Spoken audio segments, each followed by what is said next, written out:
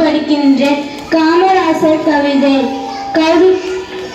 குமாரசாமி சிவகாமி மைந்தனே, கர்ம வீரராய் காலத்திலும் நிற்பவரே, படிப்பின் அவசியம் புரிந்த படிக்காத மேலையே, பாரத ரத்னமும் வந்ததை உடை தேடியே, படிக்கும் குழந்தைகளின் பசியை உணர்ந்த இலவச உணவை வழங்கி புற்றவரே, ஏழ்மைக்கும் நேர்மைக்கும் எடுத்துக்காட்டாக விளங்கியவாறே, பதவி ஆசை இல்லாத பண்பட்ட மாநிலரே,